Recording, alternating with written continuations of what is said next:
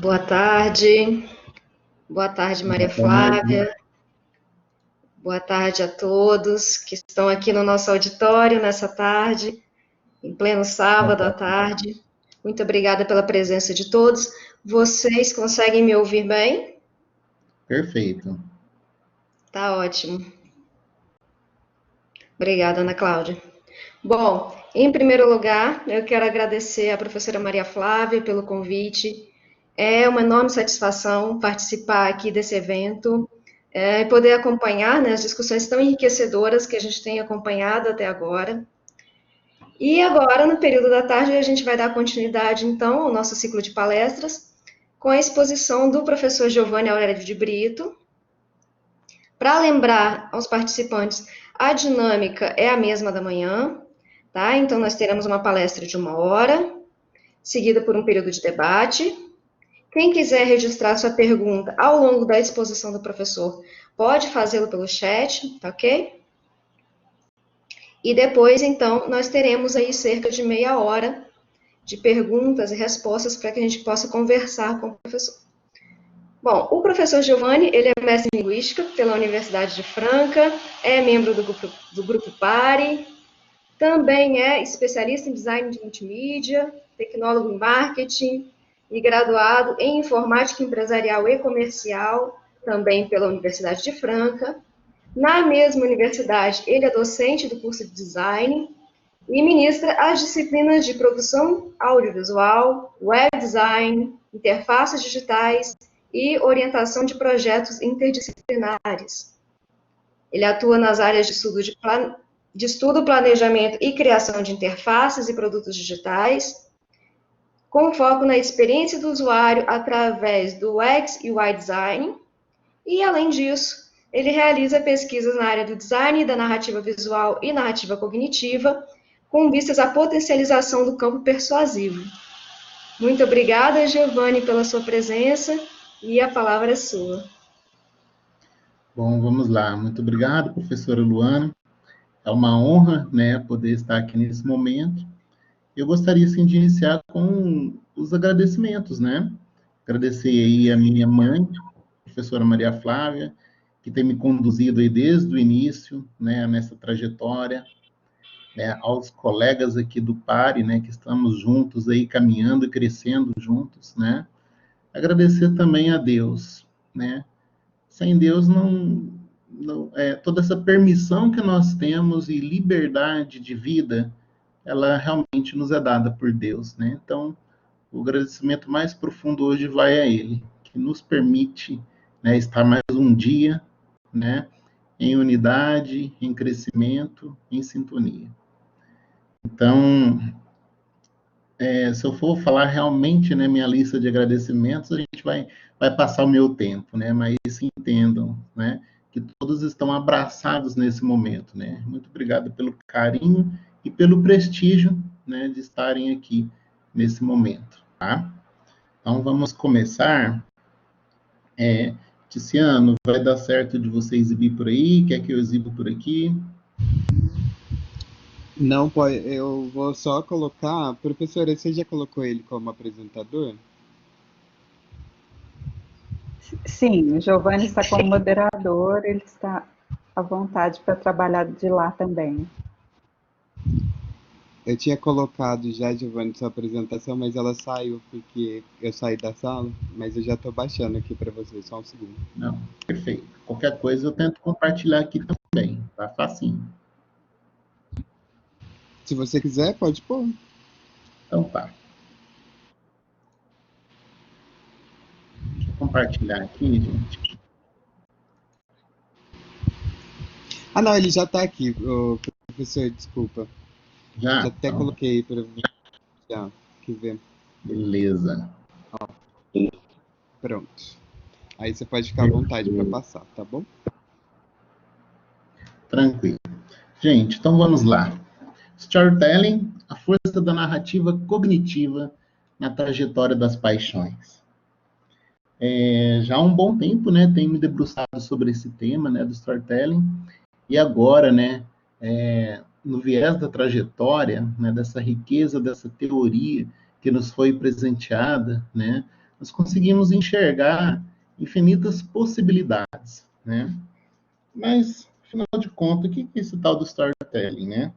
Muitas vezes a gente vê tantas definições profundas, né? Definições até complicadas, explicando a origem da palavra, a origem do termo, o marketing que usa, as áreas de criação, né? Hoje que trabalham com desenvolvimento de software, desenvolvimento de interfaces, de aplicativos. Hoje todo mundo usa storytelling, né? No meio religioso também, mas que venha a ser de fato o storytelling, né? E nós vamos abordar essa técnica como narrativa cognitiva, tá? Então, nós vamos trabalhar dessa forma. Eu vou fazer uma breve recapitulação da trajetória, né, para quem não acompanhou as palestras anteriores, né, para poder se situar, se ambientar, né, ficar à vontade, né? Depois eu vou abordar um pouco sobre o conceito do storytelling, né, como que ele se dá, quais são os elementos estruturais, e vamos falar um pouco das narrativas, né? A clássica, a cognitiva, e vamos finalizar mostrando como que a trajetória se encaixa em tudo isso, tá? Então, eu gostaria de começar, né, esse momento pedindo que vocês fiquem bem tranquilos, fiquem à vontade, fiquem aí bem, né? Sintam-se em casa, né? Como se a gente estivesse aqui tudo numa sala. Queria que vocês até visualizassem isso. Estivesse numa sala que veio fazer uma visita, né? Agorinha eu vou servir um café. Acho que é um bate-papo, né? E quando a gente começa a trabalhar dessa forma, a gente vai se aproximando, né? Então, agorinha um cafezinho sai, tá, gente? Então, vamos começar. Deixa eu passar aqui. Então, contar histórias, ela precede a linguagem. Ó, oh, Luciano. Pois é, na verdade, uma condição para a linguagem. Olha que profunda essa frase de Damásio, né? É uma condição para a linguagem. Recapitulando aqui a trajetória das paixões, né? Nós temos aqui um caminho. Nós temos aqui, né, para quem não teve a oportunidade de ver nas palestras anteriores, nós temos um caminho, um percurso, né, a ser seguido. E esse percurso, ele passa, né, pela disponibilidade, pela identificação, tá? Mas quando isso, Giovanni? A partir do momento que um orador, né, que ali manifestado, que ele criou, né, toda a questão do ethos. Ah, que bom, Maria Flávia, eu lembrei dele. E ele está ali diante do patos, né, diante do seu auditório, ele vai usar de recursos, né, que vão persuadir esse auditório. Mas esses recursos, né, eles têm um trajeto, eles têm uma receita de bolo, né, eles têm um planejamento, né? Então, em toda a sua preparação, né, para atingir o ápice da persuasão, ele trabalha, né, preparando o auditório na sua disponibilidade, né? A partir desse momento, né, a gente entra para identificação, né? As pessoas que estão ouvindo aquele discurso se identificam, né?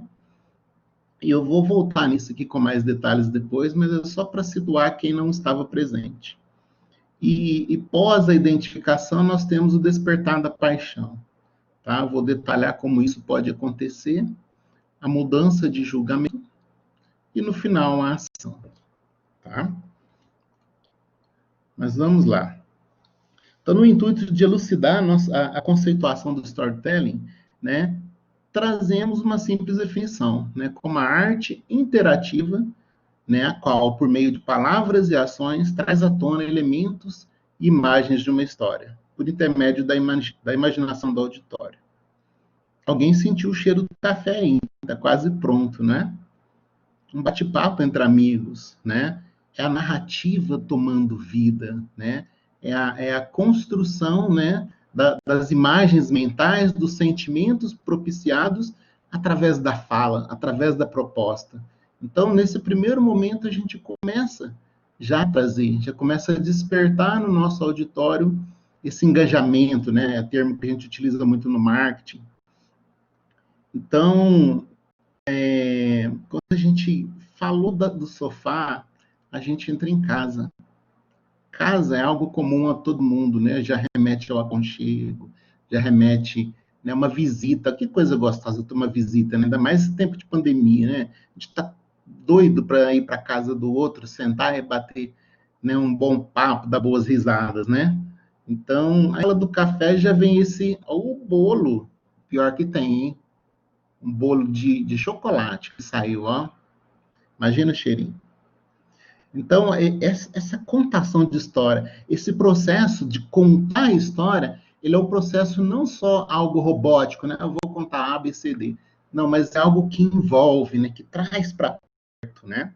E isso não é de hoje, né? Nós percebemos aqui, ó, a gente vai buscar lá na sua gênese, nos primórdios da humanidade, né? Estudos falam que uma das primeiras técnicas, né? A primeira tecnologia utilizada pelo homem, dominada pelo homem, foi o fogo, né? Porque, tá, aconteceu o primeiro fogo lá proveniente de algum raio, alguma coisa. Aí a gente começa a relembrar lá na nossa imagem mental do filme 2001, Uma Odisseia no Espaço, né? Esses que são mais tiozão, né, Luciano, da nossa época, né? Então a primeira tecnologia que o homem dominou foi o fogo. Ele conseguiu tecnicamente reproduzir o fogo, né? Não criar o fogo em si, mas criar uma situação que o fogo, né, possa surgir, né? E a partir do momento que houve o domínio sobre uma situação tecnológica, né, sobre uma técnica, houve também a necessidade da transmissão dessa técnica, né? Então a gente começa a ver também a questão do aprendizado, do ensino, né? Nós temos os fatos comprovados arqueologicamente que mostram que na antiguidade as pessoas registravam suas aventuras, né? Através aqui das pinturas feitas em cavernas, né? A gente vê essas pinturas aqui, tá? Um traço até bonito, né, gente? Imagino, né? Eu não sei se eu peguei essa imagem da internet, né? Não sei se existem outras bem mais rústicas, mas nós entendemos aqui que os feitos de caça, né? Eles eram registrados. Por quê? Esses momentos de registro se davam para ilustrar, né, os aventureiros, os guerreiros ali, contando para suas comunidades como aconteciam, né, de fato, essas aventuras, né, esses momentos. Tá? Isso era registrado, uma transmissão, geralmente dentro da caverna, ao redor da fogueira, né, em grupos, né? Então, nascia, nesse momento, além do registro do ensino, nascia também o entretenimento, né? A nossa sessão de cinema. O que você tinha para fazer na época da caverna, né? Então, que momento de sentar, de estar em comunidade, né? Um espírito de partilha, de aprendizado e de encantamento, né? E nós começamos a perceber aqui aquilo que comunga demais com o que Perelman, né, e TK fala sobre o recurso de presença, né? É você utilizar de meios visuais, ou sejam gestuais, ou até da própria prosódia, ou de exemplos para ilustrar algo que aconteceu, né? Então, nós estamos vendo aqui uma transmissão da narrativa já, né, de uma forma visual. Nascia também a narrativa visual assim, né? E essas pessoas que contavam histórias, né, eles eram tidos como sábios, né, porque eles estavam ensinando, estavam trabalhando, eram pessoas ali que dentro da sua comunidade, elas tinham uma certa representatividade. E muitas vezes chegavam a se tornar líderes, né, do grupo, devido ao conhecimento, devido a essa questão da narrativa, né? Quando eu fazia o mestrado, eu lembro uma vez que a Maria Flávia colocou muito sabiamente, e a partir disso eu tomei essa postura na minha vida, né? Que quando nos é dada a palavra como orador, né? É uma oportunidade ímpar. Talvez uma das únicas oportunidades que a gente tem diante de um auditório de expressar a nossa ideia, né? Ou de persuadir o auditório. Então, a gente, quando nos é oferecida uma oportunidade, a gente não pode, né, deixar de lado, experimento isso no serviço, experimento uma ascensão no serviço, né, em pequenos degraus, mas experimento uma ascensão, uma confiança, uma abertura, a partir do momento que eu assumo realmente o ethos do orador, né? E não era diferente do que acontecia naquela época, né? As pessoas que transmitiam chegavam a se tornar líderes, tá? Então, a gente pode analisar aqui no primeiro momento, tá? Vou colocando em doses homeopáticas, dessas etapas que permeiam, né, a trajetória da paixão. Nós temos na disponibilidade a predisposição cognitiva do ouvinte frente às propensas emoções expostas em uma narrativa, né? Nesse momento, né, eu fico imaginando aquele bando, as crianças ali ouvindo, né, aquelas histórias, começavam a evocar figuras, né, fantasia, aquilo transformava sua imaginação, aquilo estava na memória, ia criando um conceito próprio, né? Então, nós já vemos toda vez que acontece uma apresentação, um momento, né? Lembrando aí que começaram a sentir o cheiro do café e o cheirinho do bolo, né? Já veio a imaginação, já veio a memória, né? Já veio a fantasia. Então, isso tudo é disponibilidade que, né, que o auditório já vai, né, aderindo àquilo que é proposto pelo orador, tá? E adentrando um pouquinho mais do storytelling, eu vou acelerar aqui um pouquinho por conta do nosso tempo. Nós temos aqui os elementos básicos do storytelling, né? Primeiro, personagem. Segundo, lugar. Terceiro, acontecimento emocional. Quarto, acontecimento, acontecimento pode ser emocional ou peculiar, né? Nós temos aqui um momento de conflito e resolução. Gente, uma boa história tem que ter isso. Você tem personagem, lugar, acontecimento, conflito e resolução. Isso está presente em tudo, né? Para quem conhece, né? Trabalhei um bom tempo com a jornada do herói, são os mesmos passos, né? Os filmes, as narrativas fílmicas, né? A narrativa cinematográfica comunga dessa história. Isso é uma receita, é uma trajetória fiel, uma trajetória com um final feliz, tá? De sucesso. Então, nós percebemos aqui no storytelling que ele tem esses passos, né? Então, recapitulando, personagem, lugar. Eu dividi aqui o acontecimento em duas instâncias, os emocionais, o improvável ou peculiar, tá? Os conflitos e resolução. E dentro desse universo, nós temos algumas dimensões sobre o qual o storytelling se encaixa. São elas, o backstory, né? Que é a parte de engajamento, é o pano de fundo, né? É a ambientação. Olha só que, por conta do tempo, né, eu queria contar um caos muito maior aqui, mas só a preparação que eu fiz, convidando para a gente sentar, a gente ficou aqui num pano de fundo, né? Nós ficamos aqui já sentados no sofá da minha casa, o café já está quase saindo, o bolinho também. Nós ficamos só no pano de fundo. A gente nem avançou para isso. E se Deus quiser, a gente vai avançar, porque nós vamos ter essa oportunidade de, né, no próximo ciclo, né, Maria Flávia, estarmos todos presencialmente, se Deus quiser. Então, nós temos o backstory, né, que é o pano de fundo que engloba essas quatro instâncias. Depois temos a dimensão do conflito, né? E nós temos entre o conflito e a resolução em si, nós temos um momento de tensão, né? Você tem um conflito, você vai passando por uma tensão que vai aumentando, que parece que não tem mais saída, de repente um ato heróico e você, né, resolve.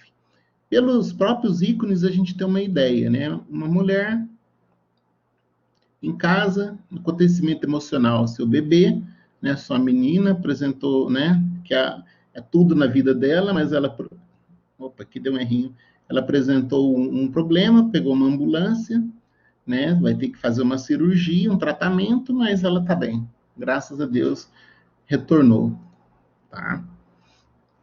E para que a gente possa começar a entender como que o storytelling se amarra na narrativa, né, como narrativa cognitiva e como que se amarra na trajetória, né, a gente tem que tentar entender primeiro o que é a narrativa, né? Então, o narrativo é a modalidade mais utilizada na comunicação humana, tá? Porque ela, né, seu desenvolvimento se dá durante a vida e em conformidade às experiências vividas, não é?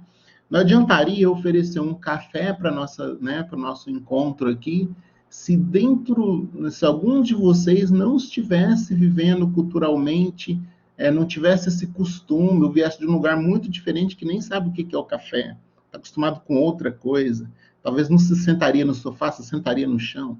Então, por que eu evoco esses exemplos, né? Porque também tem a ver com o nosso cultural, tem a ver com nossos costumes, né? E a narrativa, ela se dá numa linearidade de fatos, ou seja, uma sequência de fatos encadeados que nos trazem a compreensão da história, né? Então, por exemplo, eu gosto muito de analisar a narrativa utilizada em HQs, né, em quadrinhos, ilustrações de livro, né? Desenho animado, gente, é perfeito, né?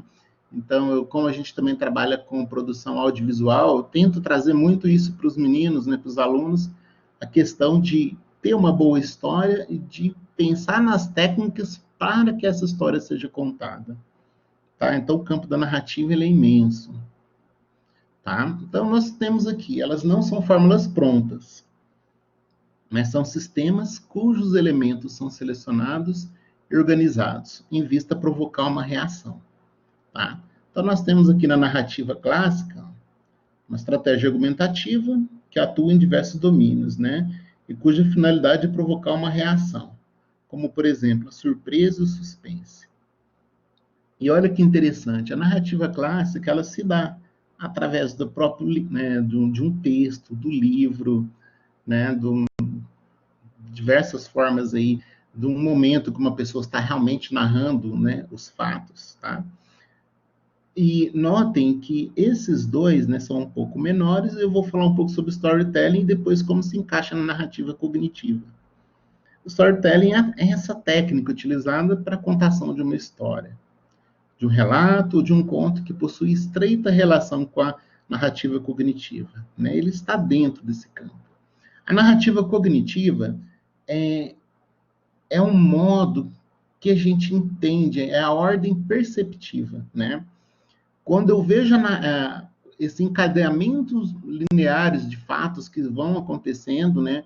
Quando eu vou percebendo a história e vou me envolvendo, no que tange a percepção do patos, né? No que tange a percepção do auditório, daquilo que está sendo postulado, é o campo da narrativa cognitiva. Então, a narrativa cognitiva ela tem esse viés de compreender como que o cérebro processa essas informações que estão anteriormente preparadas, né, criadas ali, dispostas ali pelo orador, e como que ele pode compreender isso, né? Como que a narrativa cognitiva, então, ela estuda esses processos.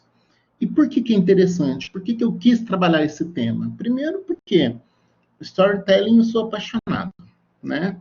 Retórica, então, nossa senhora, Maria Flávia apresentou um mundo para mim que eu não conhecia, né? E me pegou cru e me fez pesquisador. E a narrativa cognitiva é o modo que como a gente vai perceber isso tudo. É a partir do momento que nós temos ciência de como que o nosso auditório pode perceber isso, até fisicamente falando, né, por conta das questões neurológicas, a gente pode utilizar isso a nosso favor para potencializar a nossa mensagem, tá? Então, trabalhar com a narrativa cognitiva é essencial. Então, adentrando aqui, só um pouquinho. Estou marcando meu cronômetro aqui, gente, porque... Vamos lá. Adentrando aqui o aspecto da narrativa, né? Ela diz respeito ao processamento e ao entendimento das histórias, tá?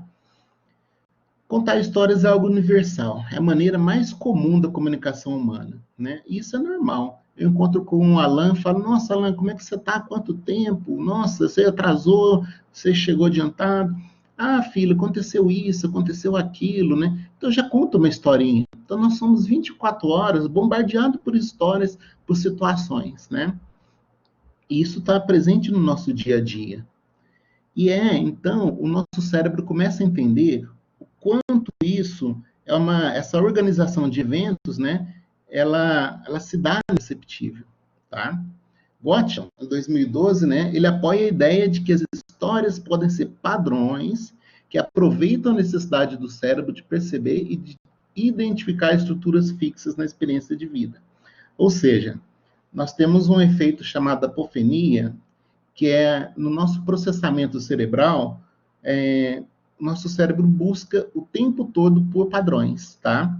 Ele trabalha com esses dados aleatórios e ele tenta reconhecer padrões de semelhança, tá? Para poder interpretar. Então, é apofenia, a tendência de perceber padrões significativos, né?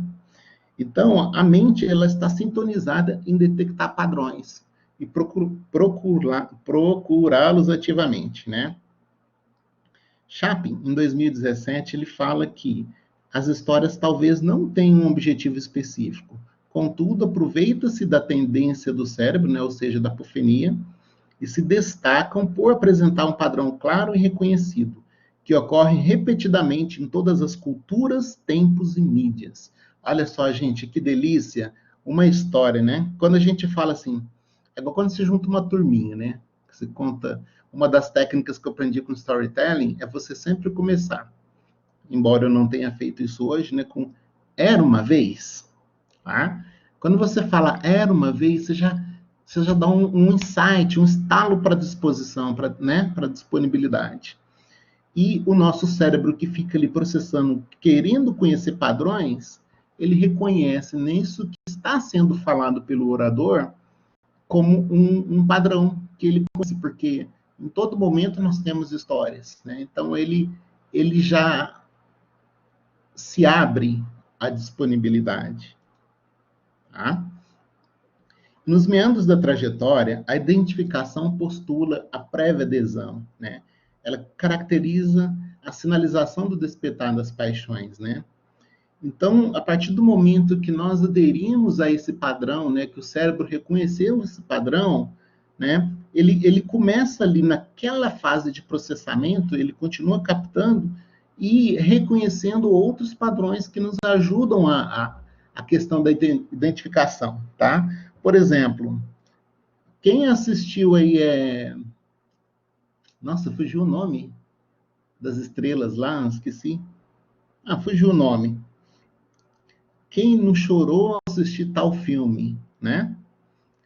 E, gente, é uma história, é uma narrativa, é fictícia, é encenado, e a gente chora assim mesmo, né? A culpa é das estrelas. Obrigado, mãe. Não é verdade?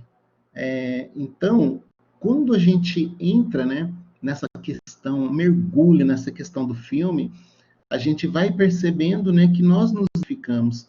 E eu vou entrar agora numa outra parte. Além de nós nos identificarmos, nós começamos a ter alterações, né, físicas, fisiológicas, né, devido a esse movimento emocional, né, que aconteceu através dessa história, tá?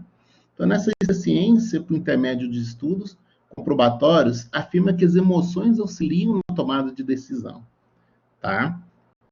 Esse protagonismo das emoções no âmbito psicofísico encontra-se, né, que a mãe fala, né, Figueiredo expõe como despertar das paixões, né? Então, a partir do momento que você se identificou e se abriu, né, realmente abraçou, houve esse despertar, visto que se manifestam no ouvinte as sensações de dor ou de prazer ocasionadas pela força dessas alterações.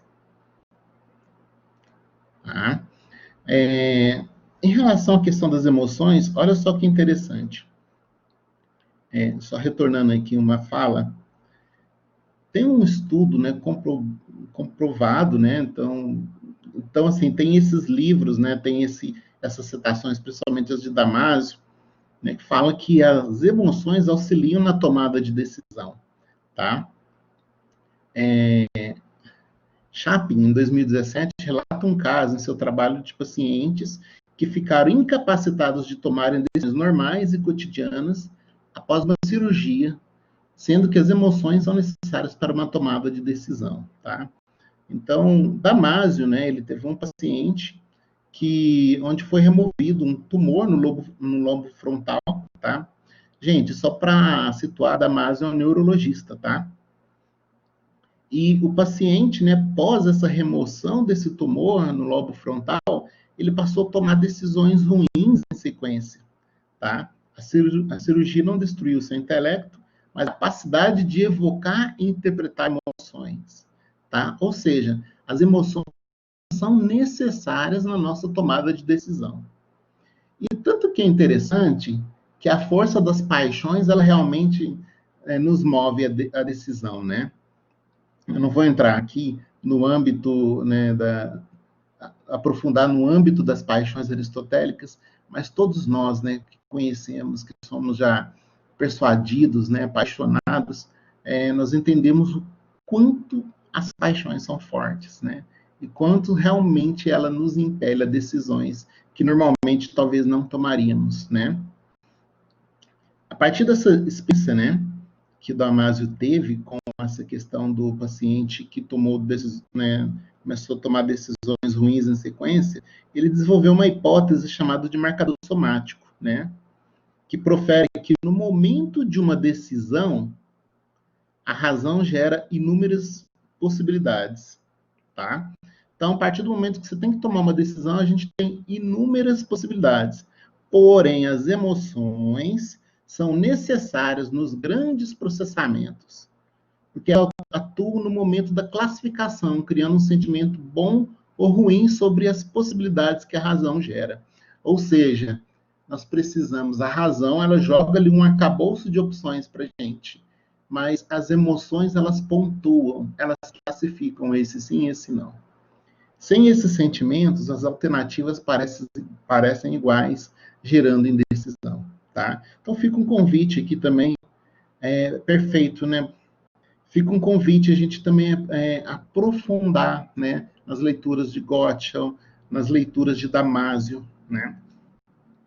Damasio é interessante que ele não é só um neurologista, né, que só assim já é muito, né? Mas ele é um neurologista que trabalha muito com a filosofia, que trabalha muito até no campo persuasivo, no campo retórico, né? Então, é muito importante. Ele tem esse olhar como médico e traz esse viés filosófico, né, que abarca tudo esse arcabouço do nosso estudo, né?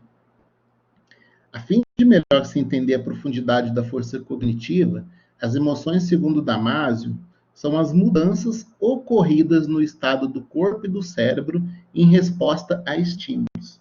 Gente, quando nós estamos tomados de emoção, o nosso corpo reage, né?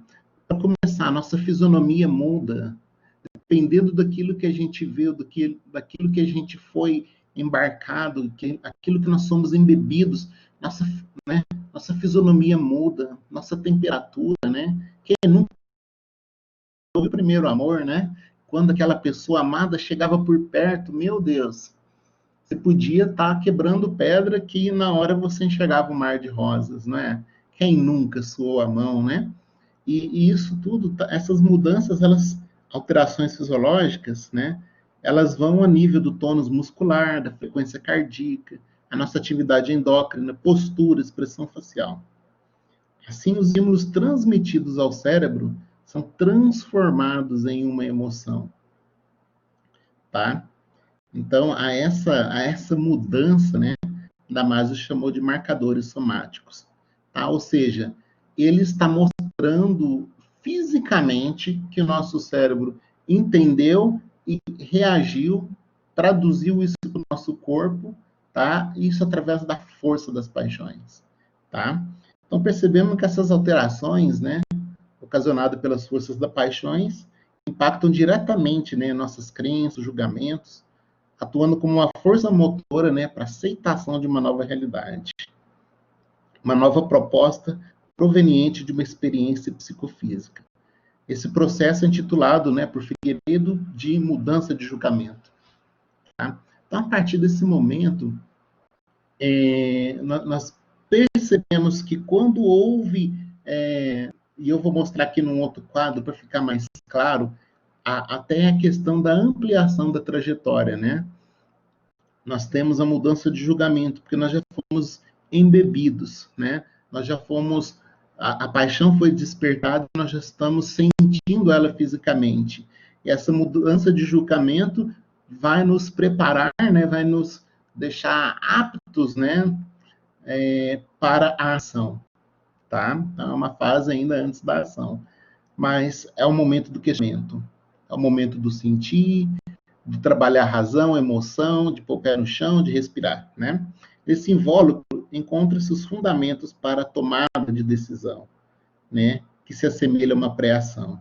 Uma disponibilidade para a vazão dos desejos, caracterizados pela ação final proposta pela trajetória passional, tá? Então, gente, aprofundando nessa dessa transformação, né? As histórias são um veículo poderoso que pode afetar as decisões por meio da emoção gerada, porquanto exige uma forte resposta neurológica. Tá? Essa forte resposta a essa decisão, né, ao fato desencadeado após essa decisão, né, é o que nós chamamos de ação. Tá? Então, algumas pesquisas elas indicam a produção de cortisol, né, durante momentos tensos de uma história. Foco em situações difíceis, né? A liberação de oxitocina. Nossa, perfeito, Carolina. Depois eu quero falar sobre ele também. Situações, a liberação de oxitocina, substância responsável pela conexão e pela empatia. Já um final feliz para uma história desencadeia o sistema límbico, o centro de recompensa do cérebro, né, para liberar a dopamina, que as pessoas se sintam esperançosas e otimistas.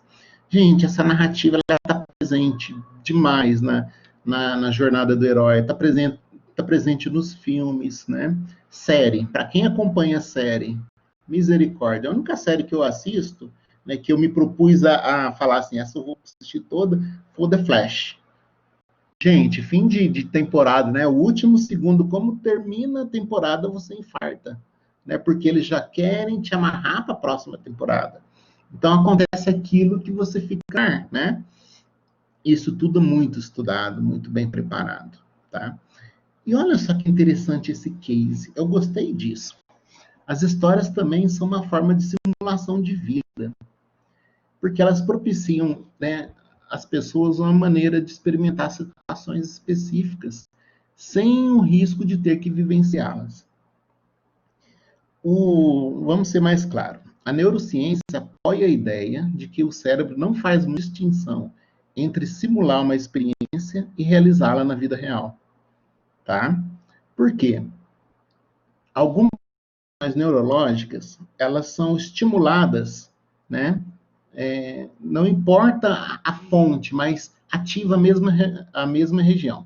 Tem um exemplo aqui que eu até coloquei, a experiência da textura, que teve um lugar, uma universidade nos Estados Unidos, que eles fizeram um teste com algumas pessoas, né, trabalhando o tato e sentindo ali algumas reações com a textura. Então, no cérebro, havia um estímulo sensorial que percebia essa questão da textura. E, num outro momento, eles fizeram outro teste, colocando essas pessoas a ouvir um poema, cujo poema tratava-se de textura também, de trabalhar ali com as unhas, de textura, de barulho. E essa mesma região neurológica foi ativada. Então, alguns estudos defendem que o nosso cérebro, ele não tem muito essa distinção de realidade ou do que é fictício, tá? Porque ele entende esse padrão e tá bom. Olha o tanto que isso é rico. Olha o tanto que a gente pode trazer numa contação de história, no storytelling, num momento que nós estivermos persuadindo no auditório, trazermos as emoções, talvez até sentir o cheiro do café, o gosto do bolo, não é? E o sofá? Ninguém falou se o sofá aqui em casa é macio, se é duro. A gente tem que, né, aprofundar aí nas nossas percepções, né? Resumindo, gente, perfeito, Alan, com certeza.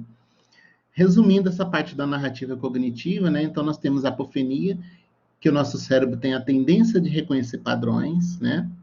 Nós vimos que as emoções são necessárias à tomada de decisões, né? Isso é o que postula a trajetória, e a trajetória ela vai além. Ela propõe a receita de bolo, ela propõe um caminho seguro, fiel e eficaz para que a gente possa fazer isso, né? Olha, Valmir, agora já vou ler, que sumiu aqui.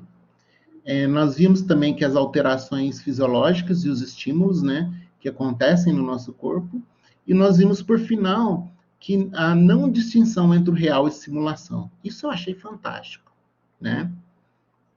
Aí aqui a gente volta a retomar a trajetória, tá? Então agora, né, vislumbrando tudo que nós já passamos, a gente retoma a trajetória, vendo aqui, né, os caminhos, né, a nossa questão da disponibilidade, né, como eu, como orador, preparo, né, e como que o patos vai sentindo, né, como que o auditório vai se abrindo aquilo que está sendo, né, colocado. E nós temos aqui o momento da sua ampliação, tá? Então, no ethos eu tenho o discurso, que é imbuído das narrativas, das figuras e de outros recursos, né? Ele começa essa trajetória passando pela disponibilidade, né, o momento da contação de história, o momento que eu estou engajando as pessoas, que eu estou ambientando as pessoas, que vão, né, evocando a imaginação, a memória, né, a fantasia e se identificando, né? E é um processo que vai caminhando para realmente despertar a paixão. Tá? E quando ocorre esse despertar da paixão, porque já houve essa identificação, né, a gente começa a tramitar pela curva, né, da mudança de julgamento, né, Maria Flávia? E nessa mudança de julgamento aqui encontra-se uma parte interessante. A gente aparentemente parece que é tão perto, tão simples, mas a gente vê que não é, porque existe a mudança de julgamento, ela alude muito à questão da conscientização. Eu analisei os fatos e comecei a me conscientizar e começo a dar um passo para da deliberação, a escolha das opções e uma disposição a culminar na ação. E aqui, para a gente ir finalizando, eu vou colocando, eu fiz uma comparação, né, quis trazer numa linha do tempo, como que tudo isso se encaixa na trajetória, né? Nós temos aqui os elementos do storytelling, né, que eram, lembrando, personagens, lugares, acontecimentos, conflito e resolução, as dimensões, né, o backstory, que é o pano de fundo, ou seja, dentro do campo do storytelling, nós temos, primeiro, personagens, lugares, que fazem parte da dimensão do backstory. E dentro dessa etapa, dentro de uma história, quando eu estou contando, havia um menino, né? Havia tantas pessoas, a visita que eu recebi na minha casa, lugar, isso tudo está dentro no trajeto passional, né? Englobando o que postula disposição e identificação. É onde eu trabalho a memória, a imaginação, a fantasia. E quando eu vou avançando, né, eu entro aqui no elemento do storytelling, os acontecimentos emocionais, os improváveis e peculiares, e o conflito final, né? Vai culminar na resolução. Até aqui, o backstory ainda está aqui. O backstory, o pano de fundo, né, a dimensão do storytelling ainda abrange os acontecimentos. Mas é nesse momento, ligado aos acontecimentos emocionais e improváveis, né, é onde a gente está realmente passou pelo âmbito da identificação e a gente se desperta, né? É onde a gente abraça mesmo, né? E no momento que gerado no conflito, né, nós temos as dimensões conflito, tensão e resolução. Onde nós temos aqui também Na trajetória, a mudança de julgamento e a ação. A partir do momento do conflito, eu cheguei ao máximo. O máximo, cheguei ao problema máximo na minha vida. O que eu vou fazer agora? Eu tenho um monstro na minha frente, eu tenho um desemprego na minha frente, eu tenho uma doença na minha frente, eu tenho algo, né, uma decisão a tomar. Então, nesse momento, trabalhando na história, o conflito, a tensão, caminhando para a resolução, nós permeamos a mudança de julgamento e ação. Deliberação, escolha e disposição. Né? Concluindo, né, nessa análise, nós objetivamos deflagrar a pertinência, a importância e a viabilidade da trajetória das paixões.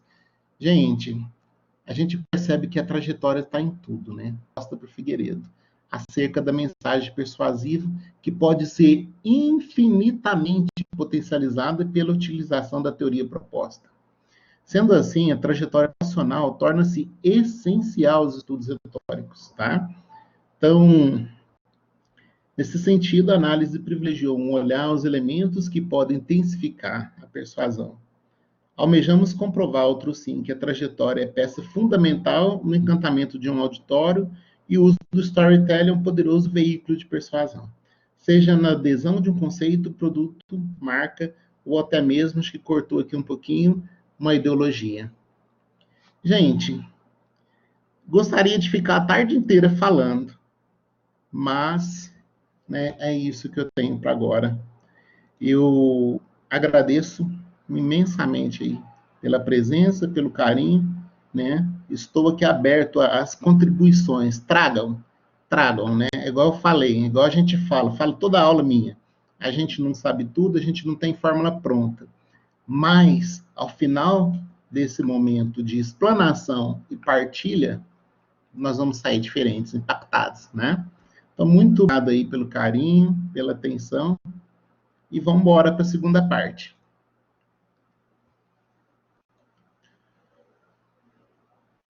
Muito obrigada, Giovanni. Deixa eu ver se eu consigo entrar aqui com o vídeo. Porque vocês me veem também por um curto tempo, um curto período, mas me veem. Eu tive o prazer de ler o seu texto, Giovanni. Ele foi muito interessante para mim, particularmente. Eu me interesso muito pelo estudo das narrativas.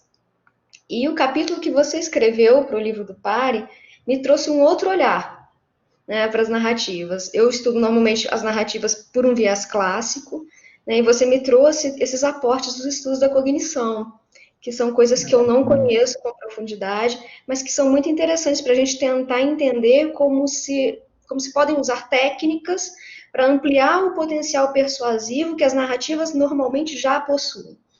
Né? Então, quem tiver a oportunidade de ler o capítulo do Giovanni, recomendo muito, é realmente muito bom, 5 estrelas. Tá? Muito obrigado. Agora nós vamos passar, então, as questões. Eu vou inverter, com base na sua exposição, eu vou inverter toda a ordem das questões que eu faria, particularmente, e nós temos também outros comentários, outras questões no chat. E, então, só para começar, assim, para dar aquele pontapé inicial, eu vou te perguntar sobre os elementos do storytelling que estavam nesses últimos slides que você apresentou. Quando você faz a relação dos elementos com as etapas da trajetória, tá? Porque eu penso, você colocou o despertar da paixão um pouquinho para frente, né, quando a gente tem ali os acontecimentos emocionais e tal, e eu talvez colocaria o despertar da paixão um pouquinho adiante, Certo. quando você tem o conflito. Porque eu acho que quando você tem o conflito e a tensão, você tem o ponto máximo da paixão. Sim.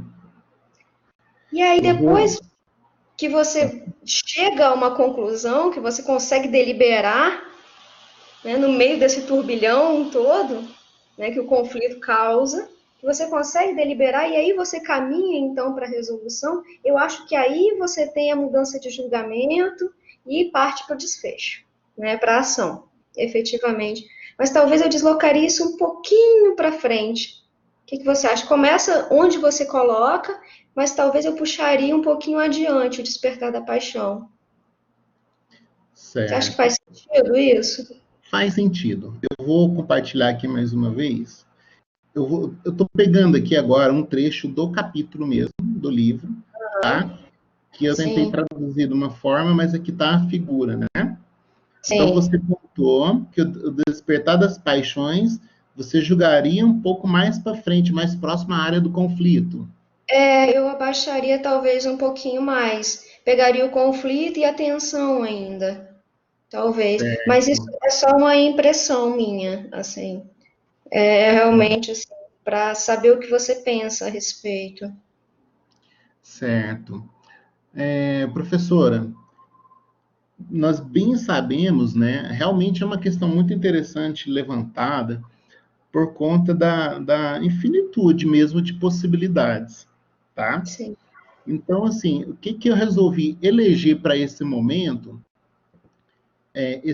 da trajetória, se encaixar naquilo que realmente pontua os elementos básicos do storytelling, né?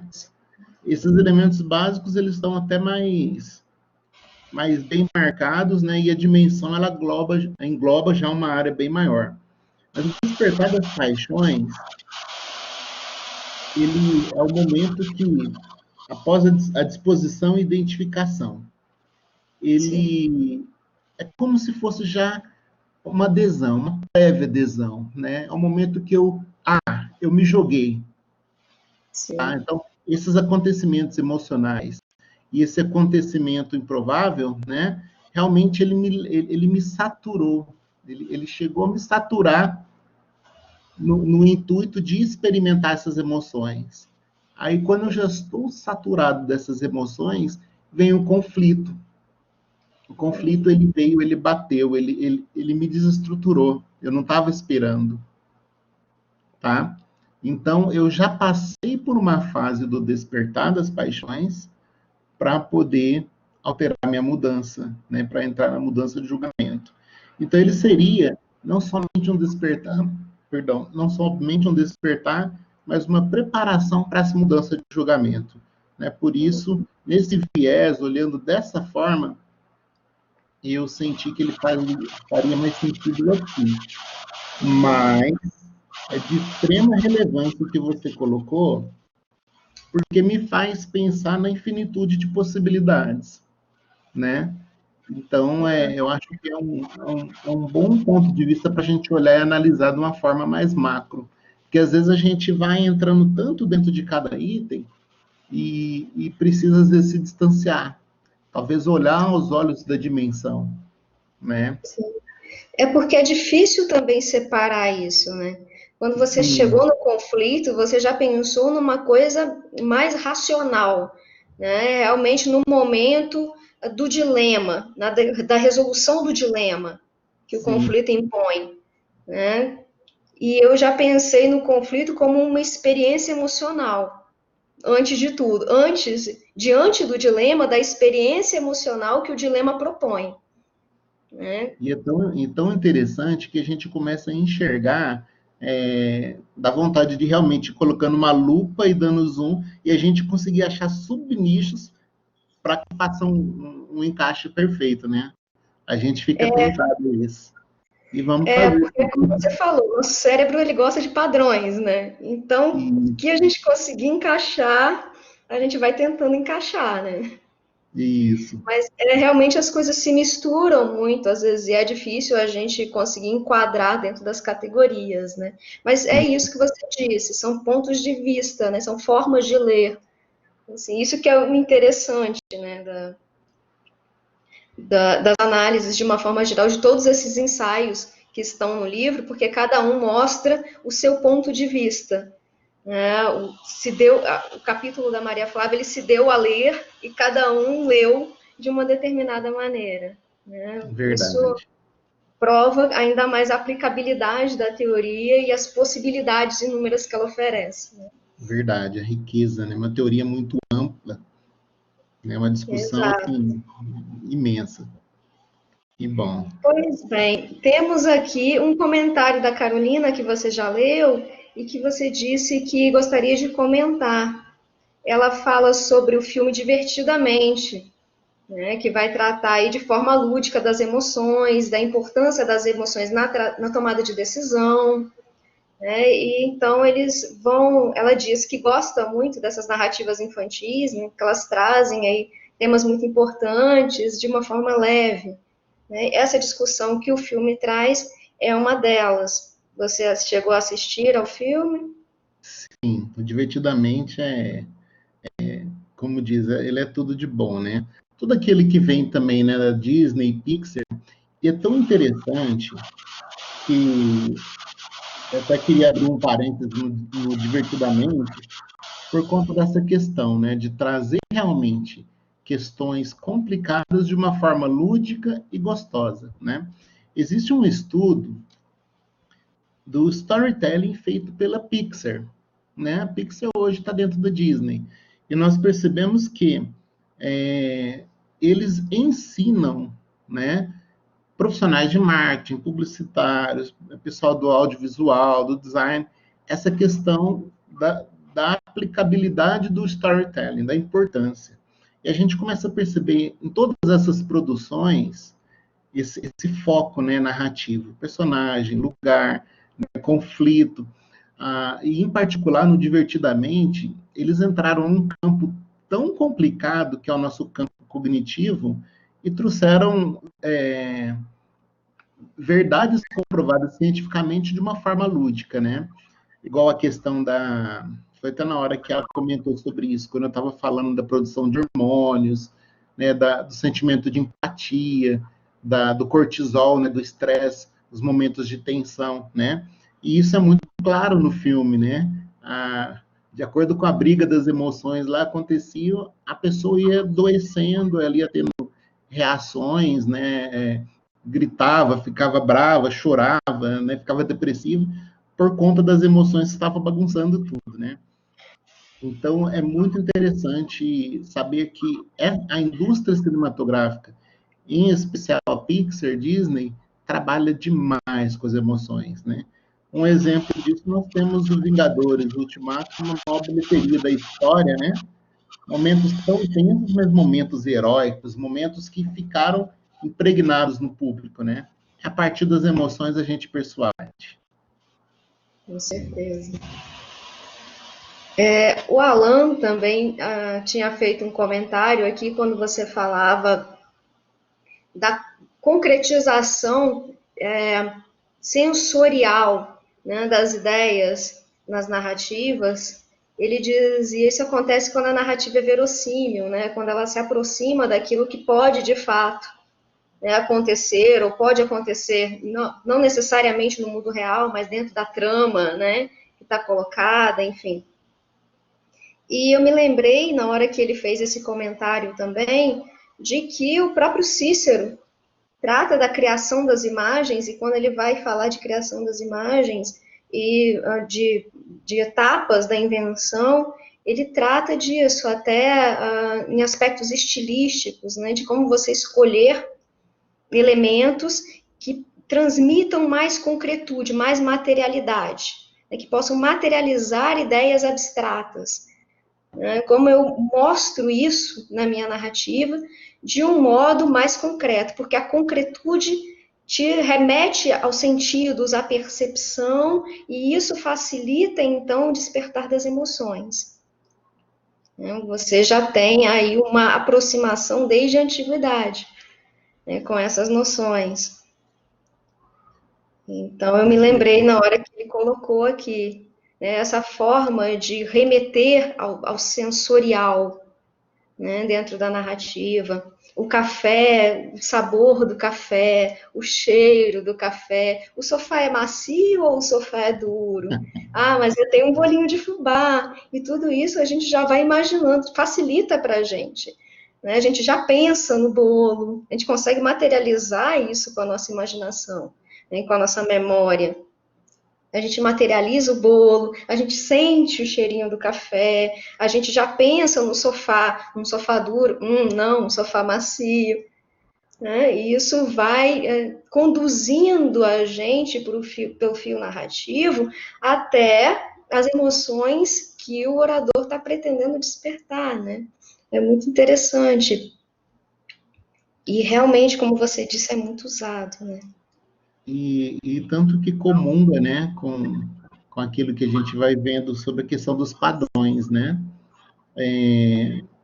Realmente o cérebro está buscando padrões e a gente entendendo quais padrões, né, que já existem, que são já pré-admitidos por ele, baseado nisso tudo que você colocou, Alan, é mais fácil a gente já trabalhar com esses padrões, potencializar esses padrões, porque eu sei que passa uma infinidade de situações, mas se tal situação o cérebro, opa, né? Ele percebe aquilo, então legal. Eu vou começar a potencializar esses padrões para que, né, possa ocorrer a adesão, né? E sobre a questão do café do sofá, é, passando essa pandemia, a gente podia marcar de verdade, né? Sintam-se Opa, todo mundo. marcaremos, marcaremos muito. Vamos sim. Nós temos aqui mais duas questões. Nem vou fazer questão minha agora, não. Deixa eu atender o povo aqui. O Certo. Valmir colocou também uma sugestão, um comentário. Opa, Né? O vamos lá. Valmir disse: Giovanni, eu fiquei pensando o quanto a poética de Aristóteles pode ser profícua para o seu trabalho. Você já teve a oportunidade de ler esse livro? Acredito que os conceitos de mimesis, reconhecimento e catarses podem se relacionar de uma forma bem interessante com o seu trabalho quando você pensa o poder das narrativas. Você já leu a poética? Eu li sim durante o processo do mestrado. E o Valmir, eu tenho né, um carinho especial, né? Nós somos aí parceiros já de alguns artigos, né? E todos aí também amparados e abraçados pela mãe Maria Flávia, né? Então nós já temos uma história aí de partilha, de crescimento, e eu achei muito interessante essa colocação dele. Eu penso que esse momento, eu até partilhava esses dias com meus alunos, que no dia que eu entreguei a dissertação de mestrado, né? Acho que o Brunão está aí, meu aluno aí do design, que não vai deixar eu mentir. No dia que a gente entrega a dissertação do mestrado, eu percebi assim que, nossa, que bom, que materialização gostosa, mas parece que eu queria ainda falar muito mais, mas e a ciência nos faz sofrer pela delimitação, né? Então, Sim. assim, eu tive que debruçar um pouco, né, nesse viés do storytelling, né?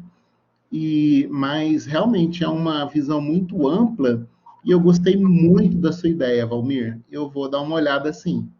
Vamos procurar aprofundar assim com esses comentários, com essas ricas contribuições, né, que todos estão trazendo aí. Maravilha. Eu vou te fazer uma pergunta, Pois não? porque você é da área do marketing, né? E quando eu fiquei lendo o seu trabalho, eu pensei, como advogado do diabo, né? Eu pensei na coisa dos padrões, na construção de padrões pela técnica do storytelling, né? Que toma alguns elementos, aí você parte da narrativa clássica, então que pega alguns elementos até da narrativa clássica e vai alocando esses elementos de forma a potencializar, então, o efeito emocional, a persuasão, né? E tudo, claro, existem vantagens óbvias, né, nesse uso, mas eu fiquei pensando nas desvantagens também. Porque, assim, com o tempo, outros padrões vão sendo criados também, né, Sim. com base na divulgação, né, dessas técnicas. Sim. E aí a gente vê uma repetição, exaustão de alguns padrões, né? Claro que a repetição acontece também na narrativa clássica, é óbvio. Né? Mas você acha que isso, em algum momento, diminui o potencial de emocionar que essas narrativas construídas por storytelling têm? Você acha que, em algum momento, isso pode constituir uma desvantagem? Se diminui esse potencial, existe ainda assim alguma vantagem em continuar usando esses padrões? Esses padrões continuam a ser usados porque é para deixar o ouvinte ou o espectador, enfim, o auditório mais confortável em relação àquele padrão e garantir, mesmo que não tanta potência emocional, pelo menos uma identificação. Certo. Olha, eu sou a favor daquela premissa que tudo que a gente tem à mão, tem à nossa disposição, ele deve ser utilizado, mas de forma razoável, de forma equilibrada, tá? O que que eu ando vendo hoje no marketing? Por exemplo, eles começaram a trabalhar muito a questão do storytelling, mas eles trabalham um despertar de paixões exaustivas. Eles chegam a tentar despertar emoções que eu acho que fogem da ética. Eu vou dar um exemplo. Eu tive numa palestra uma vez, motivacional, que teve aqui em Franca, e o orador, né, que era o Polozzi, ele colocou algumas coisas lá, por exemplo, ele queria vender um produto que era sobre inteligência emocional. E ele utilizou claramente as regras de marketing, tá? Ele foi potencializando as emoções, ele foi contando a história pessoal dele, e depois ele começou a trabalhar coisas assim, por exemplo, como você, né? Você que sua vida está fracassada, né? Sua esposa te deixou, você está acima do peso, você não tem saúde. E ele foi trabalhando aquilo alicerçado com áudio, com, com efeitos, né, de luzes, e depois, no final, quando a pessoa já estava assim, a depressão máxima, chorando, ele vendia a solução dele, que ia mudar toda a vida. E eu não gosto disso, assim, não é que eu não gosto, pessoal. Eu acho que o uso exagerado atrapalha, sim, tá? Tanto que no universo hoje, que eu trabalho com a parte de interfaces digitais, a gente percebe-se que tenta, que o novo viés é tentar entender o usuário, tentar entender a pessoa, tentar entender o contexto dela para falar a linguagem na dose certa, né? Porque essa, como que eu posso falar, essa exploração exagerada das técnicas, né, tá acabando com o negócio, não está surtindo mais o efeito, né? O que acontece com as pessoas? Quem ainda tem um marketing exagerado assim, está provocando aversão às pessoas. Aqueles e-mail marketings que ninguém mais aguenta, né? Então, hoje, talvez você manda um e-mail com uma, duas frases, se colocando à disposição e pronto, né? Mas você ficando com contadores, com coisa para você comprar aquilo logo, né? Acho que isso já está passando. O pessoal já não está gostando mais por conta desse exagero. É um marketing que eu até falo muito em sala, que é um marketing ofensivo. Ele pega boas práticas e denigre, né? Ele acaba prostituindo aquilo que é muito bom, né? Então, acho que realmente é prejudicial, sim. E a gente tem que estar atento, né? Assim como a Maria Flávia sempre falava em aula para a gente tem que estar atento ao nosso usuário, tem que estar atento, você tem que estar falando para as pessoas e de olho na reação dessas pessoas, até para se adequar e mudar a sua trajetória se for preciso, para persuadir, para garantir a atenção. Sim. Foi isso mesmo que eu imaginei, exatamente o que você disse. A partir do momento que a pessoa entende qual é o script e ela sabe qual é o final desse script, isso já indicia artificialidade, indicia uma certa má-fé, né? E ela acaba rejeitando, né, na verdade. Sim. Eu acho que com a repetição ostensiva, né, da técnica, a repetição ostensiva acaba desaguando nisso, né, em alguns momentos. Com certeza. O Wilson, ele tem uma pergunta que é muito interessante também. Que bom, Wilson Lopes do Amaral. Maravilha. Temos aqui. Esse tema é tão importante que entrou para o currículo paulista no componente de tecnologia e inovação. Olha, que bom. Como abordar essas narrativas nesse espaço aberto? Qual seria o primeiro passo para falar com alunos e professores sobre esse tema? Boa pergunta, hein, Wilson? Você caprichou. E assim, uma das coisas que eu coloquei no início, Wilson, e que é mais gostoso assim desses momentos de palestras, de bate-papo, né? Voltemos à sala, né? O que é mais gostoso é essas visões, né? E nós não temos fórmulas mágicas, Wilson. Eu tento trabalhar isso hoje como professor, né, no curso de design. Eu tento trabalhar, no primeiro momento, apresentando, né? A gente tem que fazer um trabalho de ambientação. Primeira coisa, você começar a colocar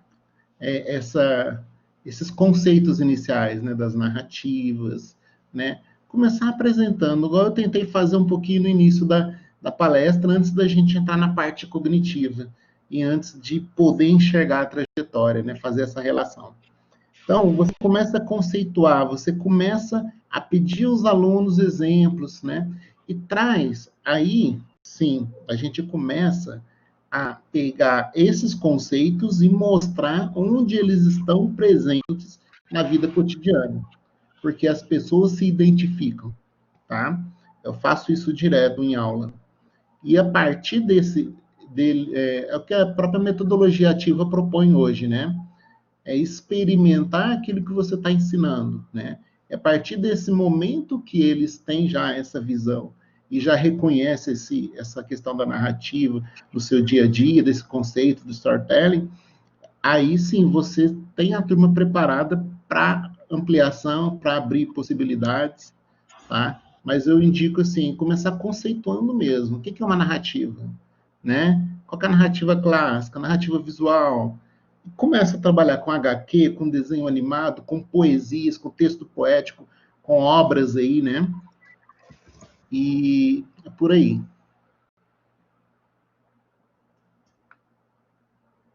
Certo. Ótimas dicas aí, ó. Temos mais uma pergunta aqui, o Délzio. Você quer abrir o microfone aí? Aí, já apareceu o Délzio. Opa, E aí, Dom Vitor, parceiraço? bom dia, buenas tardes. Boa tarde. Tardes.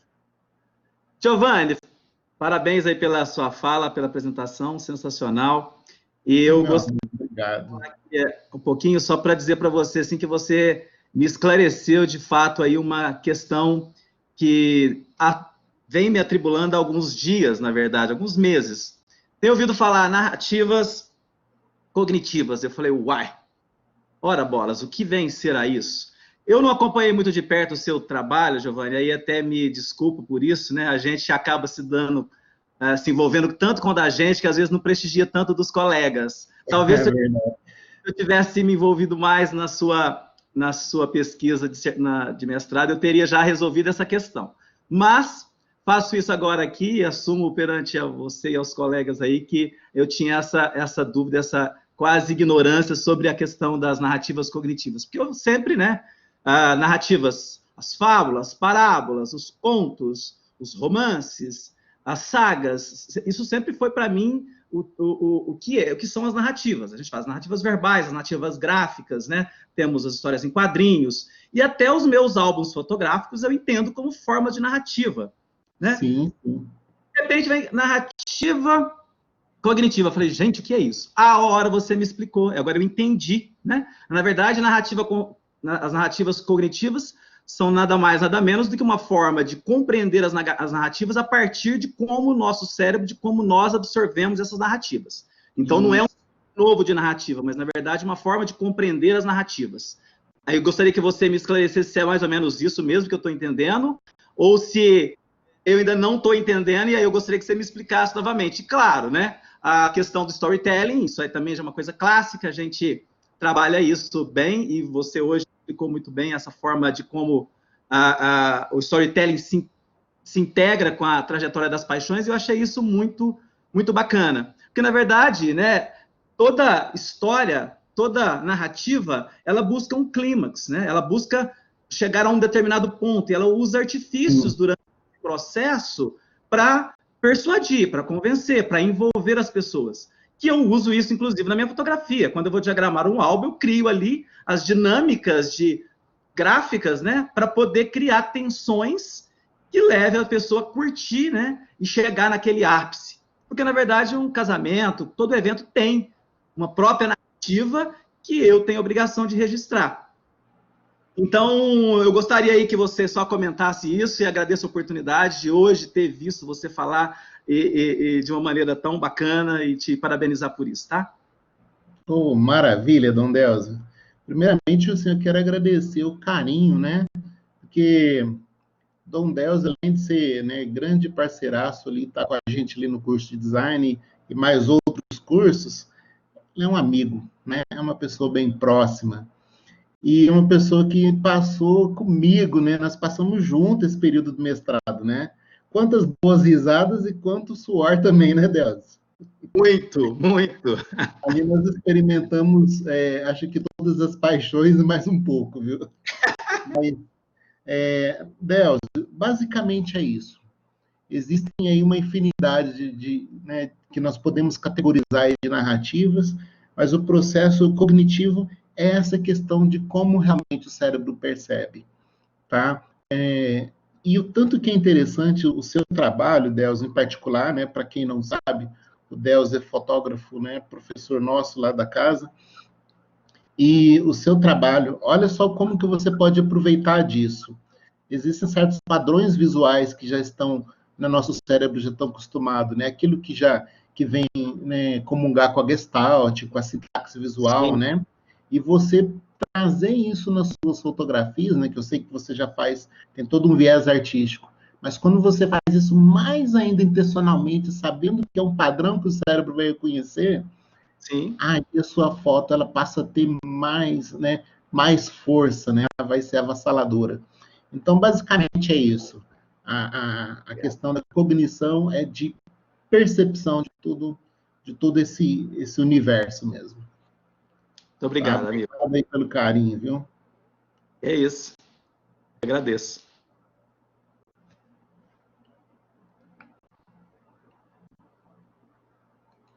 Olha, mãe, que honra. Por favor. Luana, você está sem microfone. É porque eu deixei o Delzio falar e até tirei meu microfone. Muito obrigada, Delzio. Obrigada, Giovanni. Parabéns pela sua exposição, pelo seu capítulo. Vou deixar agora a palavra com a professora Maria Flávia. Então tá, obrigada, Luana. Giovanni, eu gostaria de falar duas coisas sobre o seu trabalho, além dos parabéns que eu já te dei ali no chat. Eu gostei muito quando você colocou a trajetória numa estrada, né, uma rodovia, num caminho. Aquela Sim. imagem, se você puder reproduzir essa imagem enquanto eu falo, eu vou te dizer, eu vou te explicar por que eu gostei tanto, né? Aquela imagem permite que a gente pense que a trajetória é algo contínuo, né? Então, você acaba de sair de uma trajetória, você já entra em outra. Então, a estrada continua, né? O mover das paixões continuam numa mesma pessoa, num mesmo contexto. Então, você acaba de resolver uma questão, de trabalhar resolver um conflito que você teve, fez uma escolha, resolveu agir de tal forma, e você ainda está ali num ambiente de recebendo um discurso, outras paixões começam a ser estimuladas, né, incitadas em você, e a trajetória começa de novo, né? Então, não é uma coisa estanque que começa e acaba. Ela se duplica, replica, e ela se sobrepõe também. Então, aí, a gente pode ver essa estrada sua, né, dá a ideia que aquela minha trajetória fechadinha, para quem bate o olho nela não enxerga tudo isso, é a ideia de que a trajetória é cíclica também, né? Então, você acaba de passar por um turbilhão da trajetória das paixões, você já entra no próximo, e no próximo, e no próximo. Durante todo momento que você está ali numa interação discursiva, essas coisas vão acontecendo e se replicando. E aí, existe a trajetória das paixões, as paixões são reincidentes, outras paixões acontecem, né? E aí quando eu falo da sobreposição das trajetórias, seria assim, a gente pode pensar numa trajetória das paixões que também passa na mente do orador, o orador também vive a trajetória das paixões enquanto ele está fazendo uma fala, né? Eu tenho certeza que hoje aqui, Giovanni, por muitos momentos você foi tomado por paixões, né? E mudou sua fala, mudou seu julgamento e resolveu fazer diferente, não leu algum slide que você pensou que você fosse ler. Então, assim, a gente vai mudando e vai agindo diferente, e depois começa de novo. Então, quer dizer que o orador aqui estava sendo submetido à trajetória das paixões e questões cíclicas. Nós aqui como auditório também fomos submetidos às nossas trajetórias, às trajetórias das nossas paixões. E aí, isso aí então acho que é uma coisa que a gente precisa começar a deixar claro, né, que essa trajetória ela se replica, se sobrepõe, ela tem continuidade. E quando você mostrou aquele quadro que a Luana teve aquela sugestão, ali acontece o seguinte, ao meu ver, aquele quadro parece muito adequado a um personagem da história, como se fosse assim, o personagem da história, ele passa pela paixão naquele momento, sabe? Mas não necessariamente quem está escutando a história, porque o personagem da história também é submetido a uma trajetória das paixões criada pelo narrador, entendeu?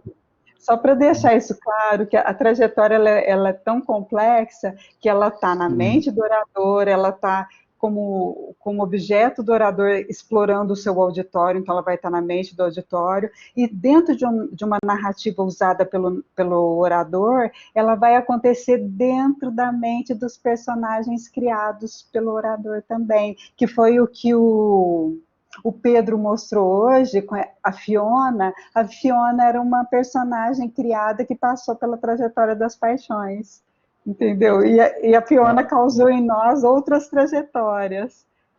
Eu queria só deixar isso claro. Maravilha. Realmente é uma riqueza, né? Esse momento que nós estamos vivendo, gente, que riqueza e que possibilidades, né?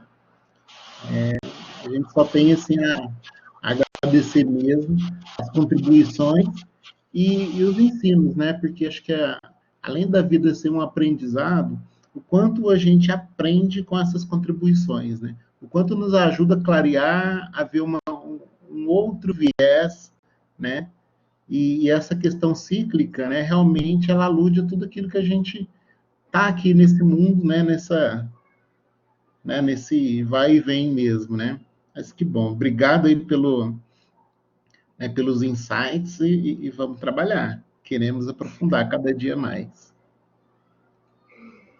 Vamos trabalhar, Giovanni. Então Vamos, tem vamos muita chamar. coisa, tem. E vamos comer esse bolo. Vamos comer esse bolo, vamos tomar esse Não, café, porque Delzo já apareceu ali comendo para dar fome na gente. olha só. Pessoal, então é isso. Nós vamos chamar agora a próxima palestra. Muito obrigada mais uma vez, Giovanni, e parabéns pelo seu texto.